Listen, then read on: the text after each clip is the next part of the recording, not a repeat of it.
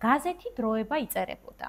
ციურიხიდან გვწერენ, რომ თითქმის ყველა ჩვენებური ახალგაზრდა, კაცები და ახალგაზრდა ქალები, რომელნი ჩარშანდა წელს სწავლიდნენ შვეიცარიაში, ციურიხის უნივერსიტეტში შესულან წელს ოქტომბერში და ლექციებს სმენულობენო.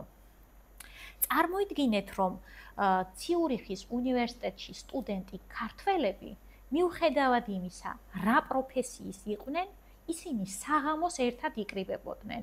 ვიღაც ექიმი იყო, ვიღაც ფილოსოფოსი, ვიღაც იურისტი და თავიანთ მიღებულ განათლებას საღამოს ერთმანეთს უზიარებდნენ, რადგან მათ ეჯერათ, რომ სწორედ განათლებით იქნებოდა შესაძლებელი საქართველოს გათავისუფლება, რომელიც რუსეთის შემადგენლობაში იყო და სწორედ ამიტომ ერთმანეთს ასწავლიდნენ ყველაფერს, რადგან საქართველოში დაბრუნებულებს სოფელ უნდა გაევრცელებინათ განათლება. წარმოიდგინეთ, რომ სწორედ ამ პერიოდში, როდესაც ძალიან დიდი ნაწილი ქართველი ახალგაზრდებისა ციურიხის უნივერსიტეტში სწავლობდა, მათ შორის გახლავთ ნიკო ნიკოლაძე, კატო ნიკოლაძე, ოლღა გურამიშვილი, კეკე მელიქიშვილი მესხი, ნინო ბაქრაძე. ყველა ეს ადამიანი სწავლას იწყებს ციურიხის უნივერსიტეტში. თუმცა შვეიცარიაში მოხდება ტერორისტული აქტი და სწორედ ამიტომ გამოიცემა განკარგულება ქართველებს და უცხოელ სტუდენტებსაც არ ჰქონდათ სწავლის უფლება ციურიხში. თუმცა ეს კანონი არაფერს არ ამბობდა შვეიცარიის სხვა ტერიტორიაზე სწავლასთან დაკავშირებით. სწორედ ამიტომ ქართველმა სტუდენტებმა ახალი ხერხი მოიგონეს და ისინი ციურიხის უნივერსიტეტის შემდგომ სწავლას უკვე ჟენევის უნივერსიტეტში აგრძელებენ. და სწორედ ასე მოხვდნენ ქართველი სტუდენტები ციურიხიდან ჟენევაში. ეს გახლავთ ოლღა გურამიშვილი ნიკოლაძე და ნიკო ნიკოლაძე, რომლებიც ერთ-ერთი პირველი თაობის ქართველი სტუდენტები არიან და სხვათა შორის ოლღა გურამიშვილი მისი შემდგომში მულის პასპორტით მოხვდა შვეიცარიაში, გადაცმული და ის ასე იხსენებს. 1873 წელს დაიძრა ფოთიდან ხმელთაშუა ზღვის ზღაპრულად საინტერესო გზით, ეგრეთ წოდებული ნიკო ნიკოლაძის ქალთა ჯგუფიდან მისი ორი დის, ოლიმპიადას და კატოს შემადგენლობით გემი, რომელთაც მათი უმცროსი დიდ ფროსიკოს პასპორტით ოლიკო გურამიშვილიც მიჰყვებოდა თან და იაკობის ოჯახის უმცროსი 13 წლის ვაჟი კოწია. თვით ნიკო ნიკოლაძეს მიჰყავდა ეს ჯგუფი და აქ ფოთში ნიკოლაძეები საოჯახო პასპორტში შეტანილ ავჭალელ ოლიკოს ხუმრობით ფიცს ადებინებენ, რომ ამიერიდან ის მათსავით თავის თავს იმერეთის მოქალაქედ ჩათვლის და განიკოლაძდება, რაც მას მომავალში კიდეც აუხდა ჯიხაირსა და ფოთში დასახლების დღიდან. და ასე გახდათ გურამიშვილი ოლღა ნიკოლაძეების პასპორტით შვეიცარიაში და ასე ჩაირიცხა ციურიხის უნივერსიტეტის სტუდენტად. ქართველი ახალგაზრდები შვეიცარიაში ყოფნის დროს ქმნიან გაერთიანება უღელს და ჩვენი ქვეყნისთვის ამ გაერთიანებას ძალიან დიდი მნიშვნელობა აქვს.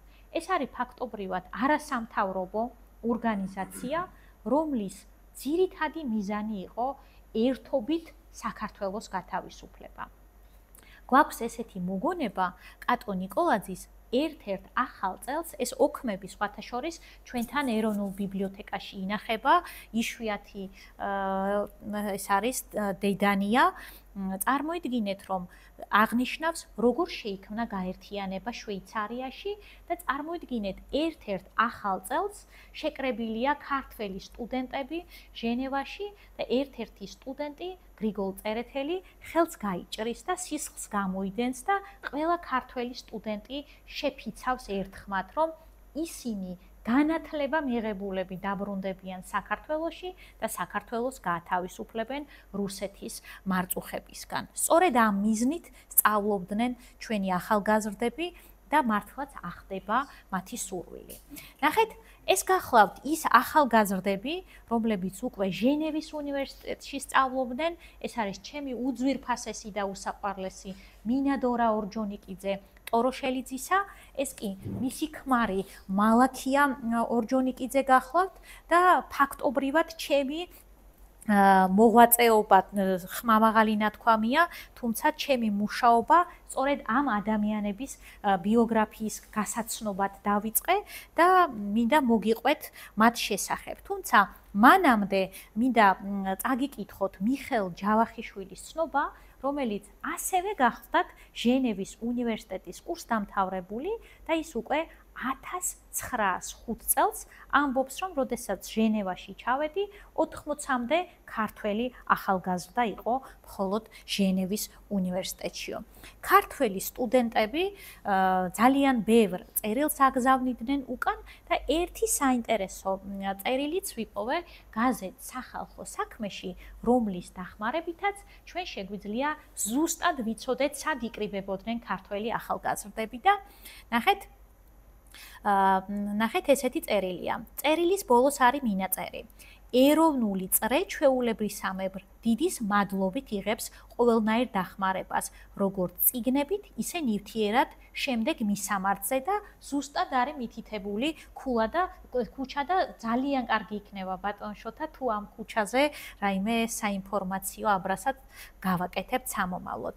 ეს გახლავთ კარლ ფოგრის ბულვარი, სადაც ქართველთა სამკითხველო და ბიბლიოთეკა ფუნქციონირებდა და ამ ყველაფერთან დაკავშირებით ჩვენ მიხელ ჯავახიშვილის ძალიან საინტერესო წერილები გვაქვს და ის ამბობს, რომ გვაქვს პატარა ოთახი, სამკითხველო, ბიბლიოთეკა, რომელიც პეტრე ზუბალაშვილის დახმარებით მოეწყო სრულიად უსასყიდლოდ ჩვენი სტუდენტებისთვის და თუ იქნებოდა ისე, რომ სტუდენტები აღარ იქნებოდნენ საქართველოდან, ეს წიგნები ქართველთა შორის წერა-კითხვის გამავრცელებელ საზოგადოებას უნდა გადმოცემოდაო და მოკლედ ძალიან მნიშვნელოვანი ცნობა გვაქვს ქართველ სტუდენტთა სამკითხველოს შესახებ. ეს კი გახლავთ ჩემი უსაყვარლესი მინადორა ორჯონიკიძე, დიდი სერგო ორჯონიკიძის ბიძაშვილი და დიდი სიამაყით ვიტყვი, რომ მინადორაც იმერელი იყო და ეს ჩემთვის განსაკუთრებული ფაქტი გახლავთ და საინტერესოა ის, რომ მინადორა სწავლობდა ქუთაისში, ქალთა გიმნაზიაში და ძალიან დიდი სურვილი ჰქონდა სასწავლებლად წასულიყო პეტერბურგში, თუმცა ერთ დღესაც მასთან სტუმრად მიდის მარიამ მაშო წერეთელი და ის ეუბნება, რომ პეტერბურგში რთულია გამოცდების ჩაბარება და არ გირჩევნია, რომ იმდენი სტუდენტი ვართ შვეიცარიაში წამოხვიდეო და ამიტომ მინადორა იწყებს ფრანგულში გაძლიერებულ მეცადინეობას და ემზადება ჟენევის უნივერსიტეტში სასწავლებლად.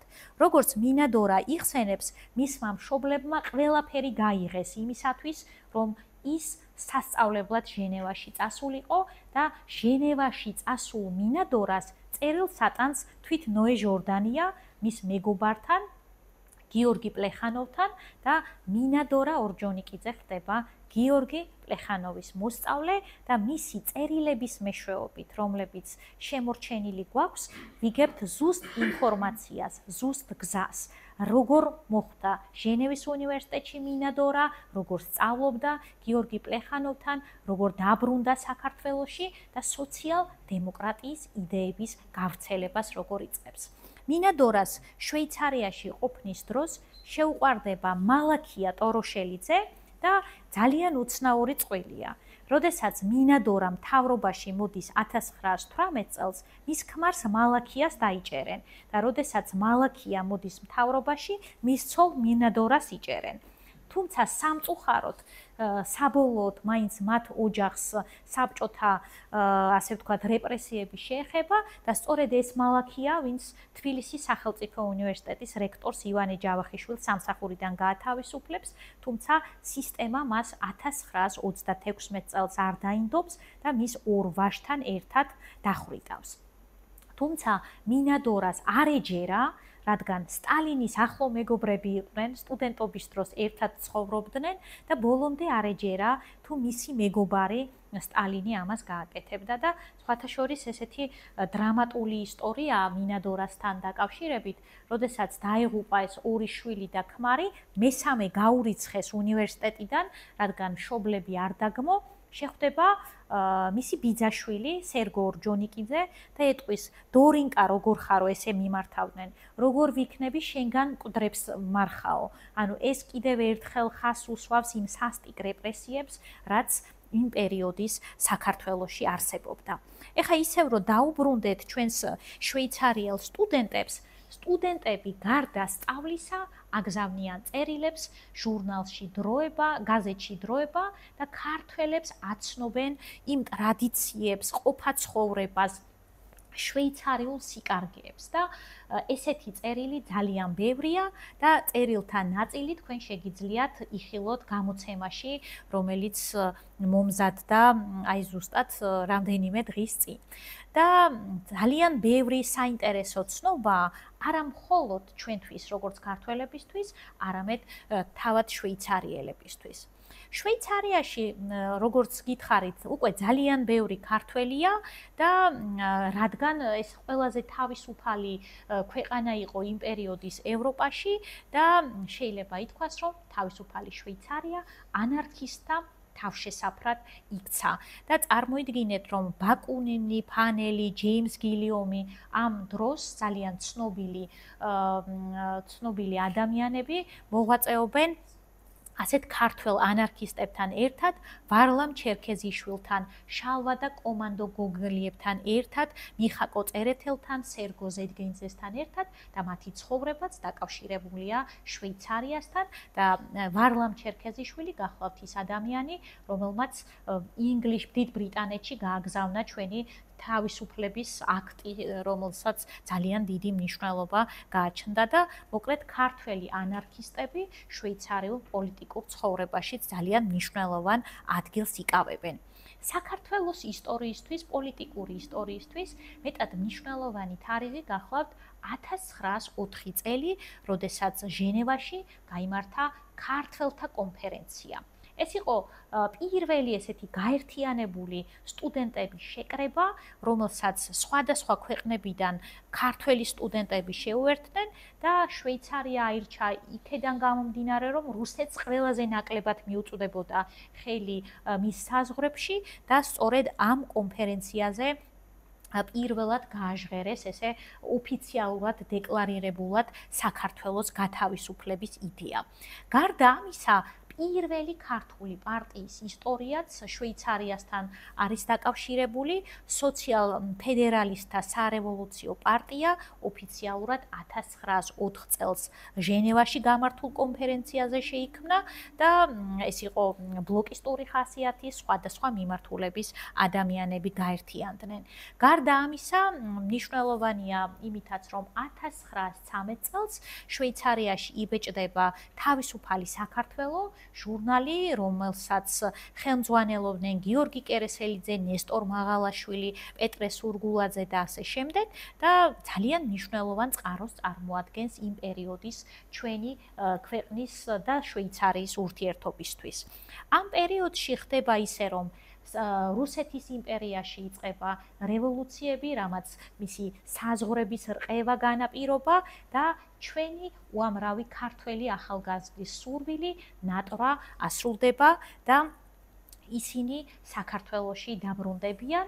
ჯერ 1918 წლის 8 თებერვალს იხსნება თბილისის სახელმწიფო უნივერსიტეტი, თბილისის უნივერსიტეტი და რამდენიმე თვეში საქართველოს დემოკრატიული რესპუბლიკა ყალიბდება და წარმოიდგინეთ, რომ განათლების კერის გახსნა გახდათ საფუძველი იმისა, რომ საქართველოში დამოუკიდებლობა გამოცხადებულიყო.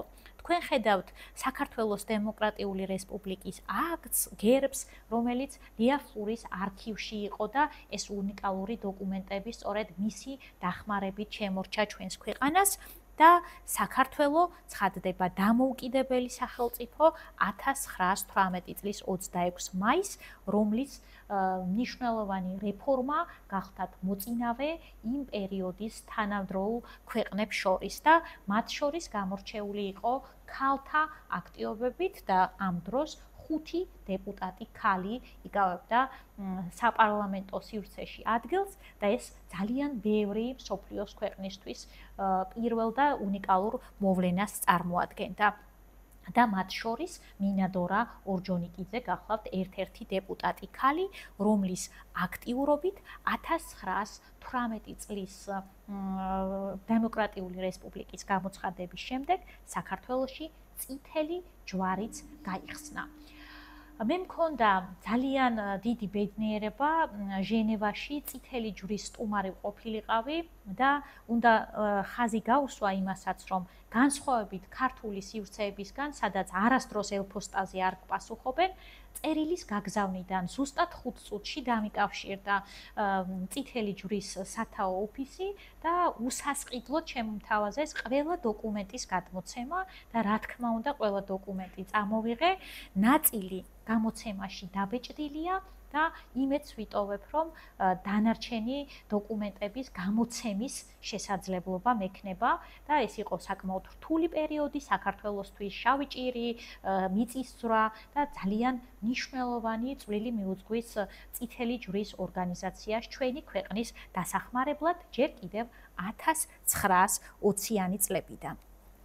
ეხლა უნდა წარმოგიდგინოთ ჩემთვის უძვირფასესი ადამიანი, რომლის წიგნიც ჩემი დაწერილია, აკაკი ჩხენკელი, ძალიან ბედნიერი ვარ, რომ მის არქივზე მომიწია მუშაობა და სწორედ აკაკი ჩხენკელი იყო საქართველოში პირველი საგარეო საქმეთა მინისტრი, რომელიც გახლდათ გერმანული მიმართულების, თუმცა მას შემდეგ, რაც მსოფლიო პოლიტიკაში პირველი მსოფლიო ომის დამარცხების შემდეგ გერმანიის პოზიციები შეირყა, მას მოუხდა მინისტრის თანამდებობის დატოვება და ის გახლდათ საფრანგეთსა და დასავლეთ ევროპის ქვეყნებში საქართველოს ელჩი და ეხლა შვეიცარიაზე ვსაუბრობ და სხვა დროს მოგიყვებით, როგორ მოახერხა მან დამოუკიდებლობის გამოცხადება და ფენომენალური ადამიანი იყო, ყველაფერს როგორ ასწრებდა და ბატონი თომასის დახმარებით მისი დღიურებიც გამოვა ქვეყნეთ და ეს იყო ხონიდან და აი წევიდა მევიდა ტონალობაში წერს როგორ ესტუმრა შვეიცარიის ქალაქებს და რამდენიმე ხანს წაგიკითხავთ მისი შვეიცარიული მოგზაურობიდან. მესამე დღეა მონტრეოში ვარ. მინდა დამეამებინა მსული შფოთვარე. ამაოდ ჩემი ქვეყნის ბედი არ მასვენებს, ლანდად ქცეული თან დამდევს, შვეიცარია თითქოს მაღიზიანებს, ასეთი პატარა ქვეყანა, ევროპის შუაგული, დედოფალივით მორთულია, მოკაზმული, ხალხი შრომობს, სწავლობს, წარმატებაშია, აქვს თავმოყვარეობა ადამიანური და თან ეროვნული, იცის თავის ფასი. რა ვართ ჩვენ მასთან შედარებით? როდით მივაღწევთ ამ მდგომარეობას? რა მეზარება, მოლაყბე, უსაქმო, უიმედო და მყვირალა ხალხი. და მოკლედ გულის ტკივილით გამოთქვამს იმას, რომ ძალიან ბევრი გზა გვაშორებს შვეიცარიამდე, თუმცა ძალიან ბევრს მუშაობდა იმისთვის აკაკი ჩხენკელი, რომ ჩვენი ქვეყანა ყოფილიყო სწორედ დასავლური ქვეყნების, ასე ვთქვათ, დარი. ეს კი გახლავთ შვეიცარიაში საქართველოს საკონსულოს წარმომადგენელი მიხეილ სუმბათაშვილი, რომელიც ბერნში იყო მისი ოფისი და მიხეილ სუმბათაშვილის არაერთი მოხსენების წერილი გვაქვს, საგარეო საქმეთა მინისტრი იყო ჯერ კიდევ აკაკი ჩხენკელი მისთვის და ეს დოკუმენტები მნიშვნელოვანი გახლავთ იმითაც, რომ ძალიან ბევრი ცნობა გვაქვს საქართველოსა და შვეიცარიის სხვადასხვა კომპანიებთან მიმოწერასთან დაკავშირებით და ეს გახლავთ ის ორიგინალი დოკუმენტები, რომლებიც გაგვაჩნია მაგალითად ციურიხთან, ბაზელთან და სხვადასხვა კომპანია ლოზანასთან და სხვადასხვა კომპანიებთან თანამშრომლობაზე. 1920 წელს უკვე წლის მიწურულს ბერნში გაუქმდა ჩვენი საკონსულო და გადავიდა ჟენევაში ერთა ლიგის მუდმივ რეზიდენციაში და ჩვენი წარმომადგენელი გახლდათ ხარიტონ შავიშვილი ერთა ლიგაში წარმომადგენელი, მისი არქივი საქართველოს ეროვნულ არქივშია დაცული და ძალიან მიყვარს მისი ეს სიტყვები და მინდა რომ თქვენს გაგაცნოთ. ჩვენი ევროპაში მოღვაწეობის დღის წესრიგში იდგა უმთავრესად მაშინ უკვე ფაქტიურად არსებული დამოუკიდებელ და თავისუფალ სახელმწიფოსთვის სხვა სახელმწიფოთაგან ფაქტიური და იურიდიული ცნობა მოგვეპოვებინა და მისი და ჩვენი ქართველი დიპლომატების დამსახურებით საქართველოს ეს მოახერხა და ნახეთ რა ხდებოდა ამ პერიოდის საქართველოში. მიუხედავად იმისა, რომ მთავრობაში სოციალ-დემოკრატები იყვნენ. წარმოიდგინეთ, რომ დიპლომატიურ სამსახურში ოპოზიციური სპექტრის წარმომადგენლები ყავდათ. ეს როგორ ნდობაზე მეტყველებს ხო წარმოგიდგენიათ და სწორედ ასე ახერხებდა მმართველობას საქართველოს დემოკრატიული რესპუბლიკის მთავრობა. ეს კი გახლავთ 1920 წლის 15 ნოემბერს ჟენევაში ერთა ლიგის პირველი სესია, სადაც გაიმართა და საქართველოს საკითხს უყარეს კენჭი. პირველ ეტაპზე საქართველო არ მიიღეს, თუმცა შვეიცარია საქართველოს მხარდაჭერი იყო, მაგრამ სამწუხაროდ, როდესაც საქართველო გახდათ უკვე აღიარებული ევროპის სახელმწიფოთა მიერ, ძალიან რთული პოლიტიკური პროცესები ხდებოდა ქვეყანაში. საქართველოს თავს დაესხა რუსეთი, ოსმალეთი, მეზობელი სახელმწიფოები და მაშინ როცა ჩვენს ქვეყანას ძალიან მნიშვნელოვანი დღეები უდგა პოლიტიკური თვალსაზრისით, სწორედ მაშინ საქართველომ დაკარგა დამოუკიდებლობა და მისი დედაქალაქის ოკუპაცია მოხდა. საქართველოს შვეიცარიელი მეგობრები აგრძელებდნენ ხარდაჭერას და მინდა გაგაცნოთ ერთ-ერთი განსაკუთრებული ესეთი შვეიცარიელი ჯუზეპე მოტა, რომელიც ძალიან დიდ ხარდაჭერას უცხადებდა ქართველ ხალხს და სწორედ მისი მხარდაჭერით საქართველოს ხმა მისცე შვეიცარიული კვოტით და ასევე მინდა გაგაცნოთ პროფესორი ჟან მარტენი, რომელიც გახლავთ ჟურნალ დე ჟენევის რედაქტორი და მისი დახმარებით ძალიან ბევრი წერილი, ძალიან ბევრი მხარდამჭერი აქტი ჩამოყალიბდა საქართველოსთან დაკავშირებით და სწორედ მისი ინიციატივით საქართველოს დაცვის საერთაშორისო კომიტეტი დაარსდა.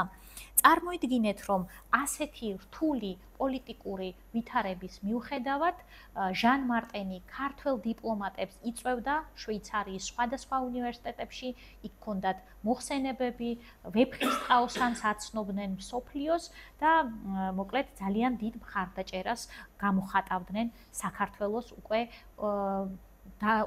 ყოფილი მთავრობის მიმართ, რადგან თბილისში უკვე საბჭოთა მმართველობა იდგა. ეს კი უკვე ბოლო ამბავი, როდესაც გამოცემაზე დამთავრებული მქონდა მუშაობა, ვიპოვე ძალიან საინტერესო ცნობა, რომელიც გამოცემაში სპეციალურად აღარ შევიყვანე, რადგან დავიტოვო მეორე ნაწილი წიგნისა და ეს ყველაფერი უკავშირდება ყველაზე მეტად ლოზანას შემიყვარდა შვეიცარიაში ყოფნის დროს და ლოზანას უკავშირდება ერთი ძალიან ძვირფასი ქალის ისტორია. და ეს ქალი ლოზანის უნივერსიტეტი 1890 წელს დაარსდა და სწორედ ლოზანის უნივერსიტეტს უკავშირდება პირველი ქალი სტუდენტი საქართველოდან და ეს გახლავთ ეკატერინე ჯანდიერი, თქვენ ხედავთ მის ფოტოს აკაკი წერეთელთან ერთად. ეკატერინე ჯანდიერი ლოზანაში სასწავლებლად აკაკი წერეთლის და ილია ჭავჭავაძის რეკომენდაციით წავიდა, დაასრულებს ლოზანის უნივერსიტეტს და ერთ-ერთ გაზეთში მე ვიპოვე ესეთი ცნობა, რომელიც ლოზანის უნივერსიტეტის ქართველ სტუდენტებთან ერთადერთი ქალი სტუდენტი გახლავთ ეკატერინე 8 ქართველ ვაჟ სტუდენტთა შორის ერთადერთი ქართველია შვეიცარიაში სასოფლო სამეურნეო განათლებას რომ ეუფლებაო და მოკლედ მე იმედი მაქვს რომ ამ ყველაფერზე კიდევ უფრო ბევრი ინფორმაციის მოძიების შესაძლებლობა მექნება და ეს ეკატერინე ბრუნდება მშობლიურ სოფელში და იქ აგრონომიულ სკოლას აარსებს უკვე 1905 წლიდან. ეს იყო ის მცირე ინფორმაცია, რაც მე დღეს თქვენთვის მინდოდა მეთქვა 1992 წლიდან საქართველოსა და შვეიცარიას შორის უკვე დიპლომატიური ურთიერთობა არსებობს, თუმცა გამოცემა, რომელსაც თქვენ ხედავთ, ეს პირველია და მე ვისურვებდი, რომ ეს იყოს პირველი ნაწილი და მე მქონდეს შესაძლებლობა, რომ უფრო სიღრმისეულად იქ არსებულ თითოეულ თავზე მოვამზადო ინფორმაცია და ესე გამოვხატო ჩემი სიყვარული და პატივისცემა შვეიცარიელი ხალხის მიმართ, რომელიც მუდმივად გვერდით იდგა საქართველოს სახელმწიფოების წინაშეც და რომელთა დახმარებითაც ძალიან ბევრი მნიშვნელოვანი ამბავი განვახორციელეთ და ეს იყო ის რაც დღეს მინდოდა თქვენთვის მეთქვა და სიმბოლურად არ მინდოდა რომ გამომეტოვებინა შვეიცარიის დაბადების დღე, თუმცა წიგნის პრეზენტაციაზე უკვე სექტემბერში მასშტაბურად ეროვნულ ბიბლიოთეკაში გიმასპინძლებთ. იმედი მაქვს რომ ცოტა მეტი ინფორმაციით წახვალთ დღეს შვეიცარიასთან დაკავშირებით და გისურვებთ რომ ბევრი ნახოთ და იმოგზაუროთ ამ ჯადოსნურ ქვეყანაში და ყველაფერი არის ძალიან შთამბეჭდავი, გასაოცარი და მართლაც ვისურვოთ რომ ჩვენი ქვეყანა იყოს ისე და